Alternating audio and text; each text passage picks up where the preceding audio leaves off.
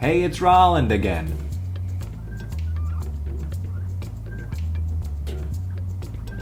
Wouldn't it just be silly if I reviewed a show for little kids? Meow. Oh. They're totally cuddling. Ooh. Good morning. Oh no. Ah. It was really more of a feather bender. Ah. That is Jacob. What?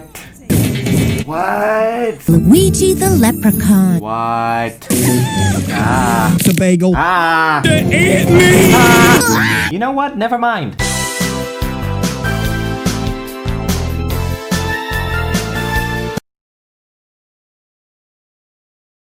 Okay, so if you actually want to hear what I think about Madagascar babies, here you go. Obviously, it's a show for very young kids. I ain't exactly in the target demographic, so take my criticism with a grain of salt. I don't believe that a show being for a younger audience makes it exempt from critique, but it should be acknowledged that you have to approach any and all criticism differently than you would a show for an older audience. That being said, what do I think? It's fine. I only watched 3 episodes and that's the verdict I came to. It's got a lot of problems, but let's start with the positives because it would be really easy for me to overlook them and that's not fair. I'm gonna be using some footage from the show to articulate certain points, so please don't sue me, Hulu. For starters, they have actual child voice actors. That in itself isn't much special, but these kids are giving it 110%. It's way too common for people to write off young voice actors, so I think it is more than worth saying that they hit the mark consistently in what I've watched. Are they as good as the voices from the original movies? Irrelevant. That's an unfair comparison. Obviously not, but they have a really good energy. They never got annoying, which is something that I was worried about going in. Next, the animation. While for the most part it's passable for a show of this caliber, there are a good few sequences that look incredibly well put together. The pacing is also pretty good. They go for the sporadic movement style from the movies. Sometimes it's kind of off-putting, not gonna lie, but overall it keeps the action moving, and that's really good. Too often in these kinds of kids shows, they just drag. I am looking at you, baby Looney Tunes. And don't get me wrong, this show can drag, but the way they handle the movement for the most part keeps the energy of each episode moving, for lack of a better term. Now there are songs. Oh, there are songs. There's a song they sing at the beginning, a song at the end, which is basically the same song, a theme song, other songs for other things that happen, and usually 1 or 2 episode-specific songs. They're about as generic pop as you can get, but they're structured well. Someone put effort into them, and while they're boring as hell, I can safely describe them using the word that journalists love using for this kind of stuff: inoffensive. Not to my or many other people's tastes, but they gotta be there to entertain the kids, so that's fine. That's about all I got for the positives. Now, what doesn't work about this show? Most everything else. It's very dull. The stakes are absurdly low in every episode, especially for how much energy they're trying to push into it with the animation and the voice acting. I never feel like the characters care that much for whatever they're trying to accomplish. The songs, while not god-awful, are way too overpowering. They all sound the same and they take up like half of the episode. It gets old. I don't like Antony. He's this pigeon who just shows up sometimes and talks like he's from Brooklyn, and his character trait is breaking his neck. You think I'm lying. Traffic bagel. Stop! Gloria looks off. I actually think the designs for the other 3 are fine, but something about Gloria is wrong, and I can't put my finger on it. It never looks like she's lit properly. There's no weight to her movement. She just kind of floats most of the time. She's got this weird texture all over her, and her pupils are gigantic. Like, all of them have big pupils, but hers are distressing. The writing is real rough. None of the jokes land. You can tell what they're going for, but it's just not funny.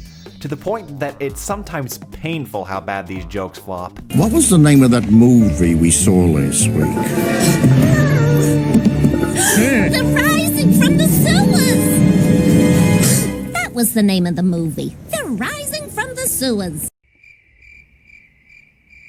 I don't get it. But above all, it commits the cardinal sin that we all knew it would. There is no reason for it to be a Madagascar show. The fact that it's set in the Madagascar universe is nothing but a detriment. It doesn't work. All 4 animals are in the same pen. That doesn't make sense. Not only that they wouldn't do that in a zoo, it blatantly ignores established canon.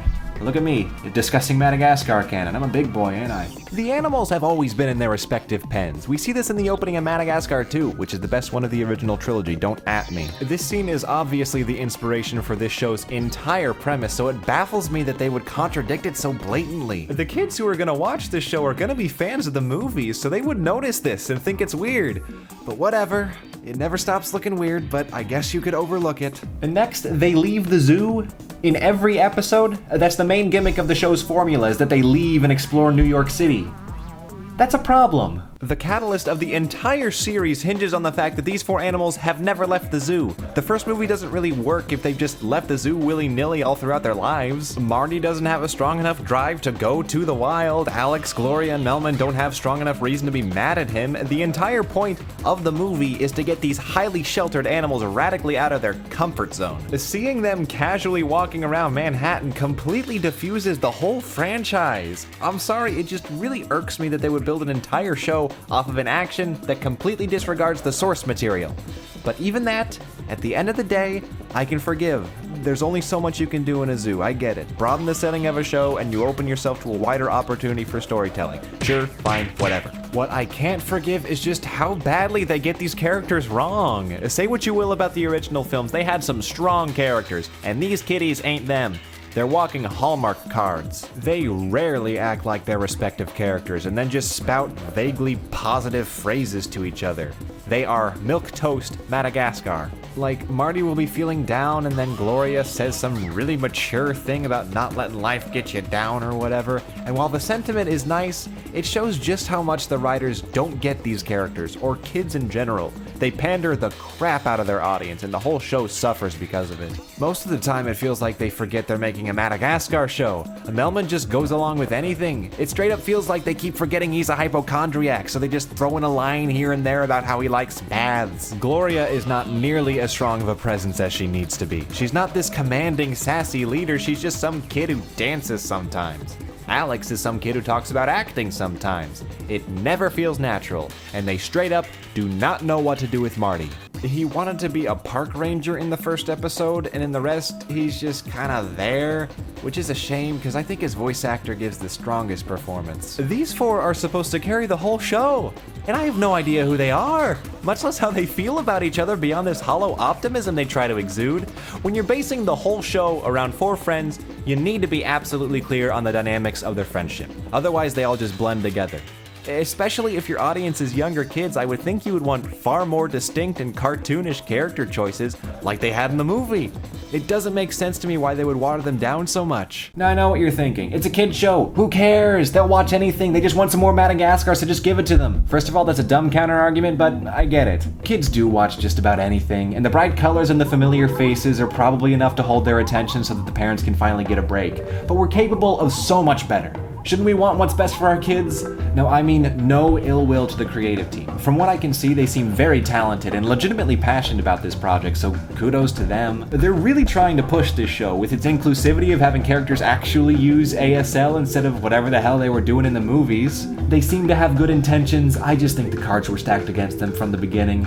You can feel the corporate hand in this show at all times. Anytime it feels like we're going somewhere, something pops up that feels so cold and calculated to appease the higher-ups at Dreamworks or Hulu. I'd love to see the show as something that has nothing to do with Madagascar.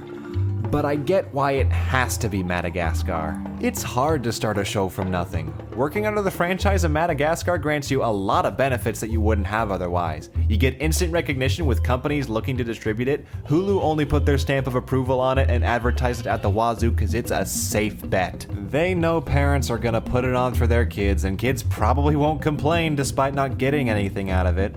The whole thing just reeks of a company or companies trying to make money off of kids, and it just leaves a bad taste in my mouth. I believe the people behind this show are gonna go on to do some pretty cool stuff, but Madagascar Babies is not it. Now, there are worse shows to play for your kids, so many worse shows, but there are better shows too, so why not try to watch one of them? Parents, unless your kid is chomping at the bit to watch this show, I'd try to find something else. People my age looking for a laughably bad show to rip on with friends, I'd look elsewhere. There just isn't much here. So that was more information on Madagascar Babies than you ever needed to know. Will it keep airing? Probably. Will other shows come out of similar or lesser quality? You betcha. I just think for the future we should start talking about these shows and start pushing for more quality programming for our youngins. I know I've accomplished nothing, but hey, you watched this, so at least we didn't accomplish anything together. And now that I have proven myself as the resident authority on all DreamWorks spin-offs, I am now going to pitch their next surefire hit, Shrek Degrassi. Oops.